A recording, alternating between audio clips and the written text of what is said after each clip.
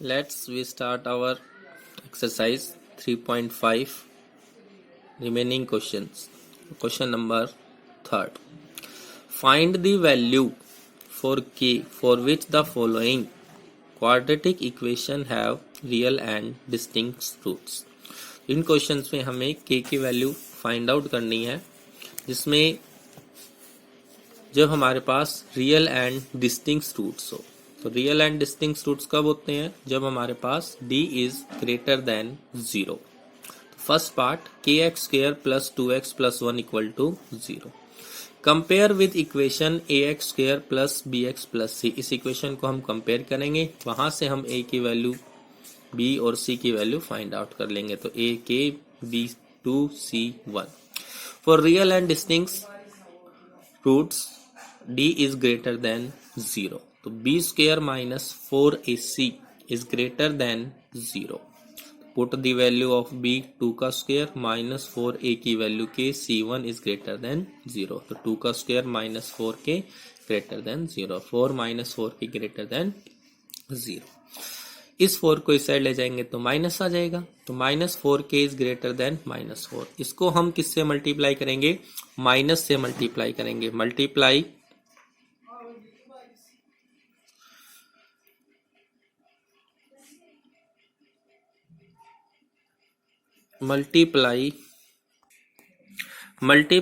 By -1 on both side. तो जैसे हमने इसको -1 से मल्टीप्लाई किया तो ये जो -4k था वो तो क्या बन गया हमारा प्लस का 4k, और ये -4 है वो क्या बन गया प्लस का 4k। माइनस के कारण ये जो हमारा साइन था ये चेंज हो जाएगा। तो यहाँ पर ग्रेटर देन की जगह हो जाएगा लेस देन। के अब ये 4 इसके अपोन में चला गया तो 4/4 यानी कि 1। तो k इज लेस देन 1। ये क्या हो जाएगा हमारे पास इसका आंसर। सेकेंड पार्ट के x square plus 6x plus 1 is equal to 0। Compare with again general equation A x square plus B x plus c is equal to 0। A is equal to k, b is equal to 6, c is equal to 1। For real and distinct roots our d is greater than 0। तो b square minus 4ac is greater than 0। Put the value of b square, a and c in the equations. We get 6 का square minus 4k into 1 is greater than 0। 36 minus 4k greater than 1। Minus 4k is greater than minus 36। Again multiply by -1 on both sides। So we change the signs। 4k is less than 36 and k is less than 36/4। तो k is less than 9। ये हो जाएगा हमारा इसका second part. Next third part x square minus k x plus 9 is equal to 0। Compare with equation A x square plus B x plus c is equal to 0। तो a is equal to 1, b is equal to minus k, c is equal to 9। इस equation से इसे compare करके a b c की value निकाल लेंगे। For real and distinct roots d is greater than 0। b square minus 4ac is greater than 0। तो minus k square 4 into 1 into 9 is greater than 0। k square minus 36 0। अब यहाँ पर हम k square minus 36 यहाँ greater than है तो क्या करेंगे, इसके हम फैक्टर बना लेंगे। और इसके जब हम फैक्टर बनाएंगे तो क्या बनेंगे, k का स्क्वायर माइनस 6 का square greater than 0। a minus a square minus b square का फॉर्मूला लग जाएगा a minus b a plus B.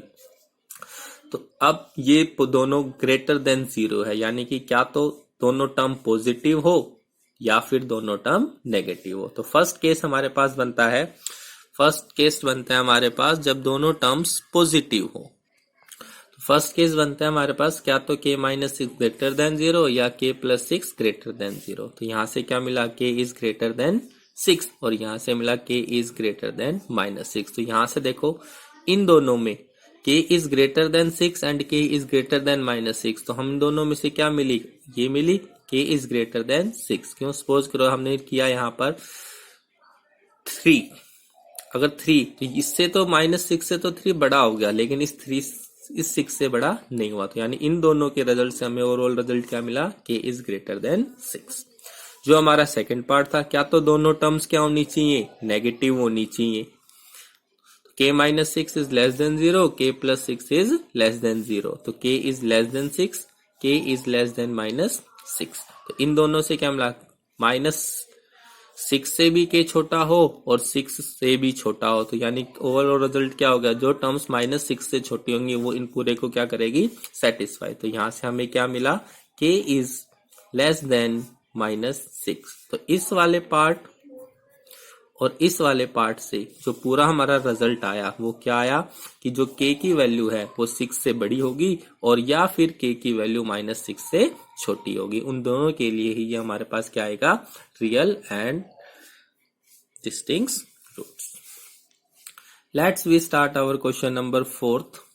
Find the value of k so that equation x square plus 5kx plus 16 is equal to 0 has no real roots। अब बात करता है no real roots, और no real roots कब होते हैं, जब हमारा डिस्क्रीमेंट लेस देन 0 हो, यानी d इज लेस देन 0। तो first x square plus 5kx plus 16 is equal to 0। Compare equation with ax square plus bx plus c is equal to 0। तो a की वैल्यू 1, b की 5k, c की 16। तो no real roots है, तो d is less than 0। तो b square minus 4ac is less than 0। तो 5k square minus 4 16 less than 0। 25k square minus 64 less than 0। तो ये हो गया 5k का स्क्वायर माइनस 8 का स्क्वायर लेस देन 0। फिर से वही a square minus b square का formula, a minus b, a plus b is less than 0, यानी 5k माइनस 8, 5k प्लस 8। अब ये दोनों टर्म्स लेस देन 0 कब होंगी, एक पॉजिटिव हो तो दूसरी नेगेटिव, ये पॉजिटिव तो ये नेगेटिव। तो केस फर्स्ट बन गया हमारे पास 5k minus 8 less than 0 and 5k plus 8 greater than 0। तो यहां से मिला हमें 5k, ये 8 इस साइड जाके प्लस का हो जाएगा, 5k less than 8 and k is less then 8/5। यहां से क्या मिला, 5k less greater than -8 and k is greater then -8/5। तो यहां से दोनों पार्ट मिला। यहां से क्या मिलता है हमें कि -8/5 k इज लेस देन, यानी इससे तो छोटा हो और इससे बड़ा हो, तो ओवरऑल रिजल्ट कितना हो गया, -8/5, यानी k -8/5 से +8/5 तक लाई करेगा। वही जो इसका सेकंड केस बन रहा था 5k minus 8 greater than 0 and 5k plus 8 less than 0। ठीक है, एक 0 से बड़ा हो और एक 0 से छोटा हो, तभी नेट रिजल्ट क्या आएगा, less than 0।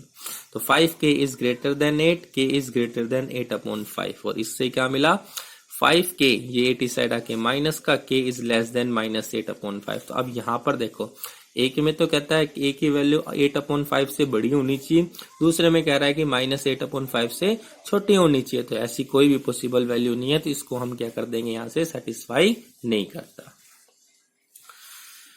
Question number 5th, if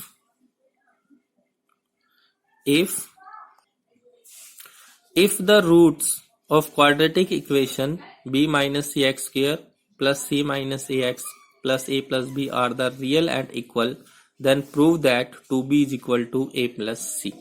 अब इसी क्वेश्चन को ये प्रूव करना है, ये इक्वेशन दे दी कि इसका जो हमें प्रूव है 2b किसके इक्वल होना चाहिए, a प्लस सी के। तो ये हमारी क्वाड्रेटिक इक्वेशन दे रखी है क्वेश्चन में, इसको हम कंपेयर कर लेंगे किससे, अपनी जनरल इक्वेशन से, यानी कि p x square plus q x plus r. यहाँ पर मैंने ए बी सी क्यों नहीं लिखा, क्योंकि क्वेश्चन में ऑलरेडी वो ए बी सी यूज कर रहा है, तो इसलिए हम लोग जो हमारी जनरल इक्वेशन है उसको वेरिएबल्स चेंज कर लेंगे।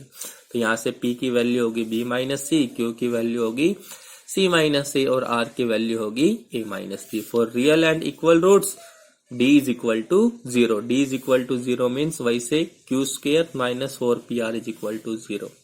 यहाँ से Q की वैल्यू रख दी, P की वैल्यू रख दी, R की वैल्यू रख दी। अब यहाँ देखिए C माइनस ए का होल स्क्वायर, तो इसको एक्सपेंड कर लिया, C स्क्वायर प्लस ए स्क्वायर माइनस 2AC। यहाँ पर हमने इनकी मल्टीप्लाई कर ली, माइनस का 4BAB plus minus b square minus AC plus BC। आगे 4 था, इस 4 से मल्टीप्लाई करके हमने इनको एक्सपेंड कर दिया। तो ये बन गया हमारे पास C square plus A square, ये 2AC और ये प्लस 4AC माइनस करके क्या बन गया, प्लस का 2AC 4B स्क्वायर। ऐसे कैसे, minus 4AB and 4BC is equal to 0। अब ये पूरा एक फॉर्मूला बनता है हमारे पास, किसका बनता है ये, ए प्लस बी प्लस सी का होल स्क्वायर, उसकी फॉर्म में तोड़ देंगे। तो सी स्क्वायर प्लस ए स्क्वायर, इस 4b को लिख सकता हूं 2b का स्क्वायर, 2 इंटू ए इंटू सी, 2 इंटू ए, यहां पर b है 2b। अब यहां से देखते हैं कि ये माइनस है, तो इसमें और इसमें टर्म में कॉमन माइनस है, तो यानी कौन सी टर्म है, जो b वेरिएबल की टर्म है वो हमारी क्या है, नेगेटिव, तो इनके आगे क्या लग जाएगा, नेगेटिव। तो ये पूरा फॉर्मूला बन गया c plus a minus 2b का whole square is equal to 0। दोनों तरफ क्या कर देंगे, स्क्वायर रूट, दोनों तरफ क्या ले लेंगे हम लोग, square root on both side. तो ये क्या बन गया हमारे पास, c plus a minus 2b is equal to 0। इस 2b को इस साइड भेज देंगे तो c a plus 2b is equal to 0। यही हमारे क्या करना था, प्रूफ, हैंस प्रूफ्ड। ये थी हमारी एक्सरसाइज कंप्लीट। Now solve.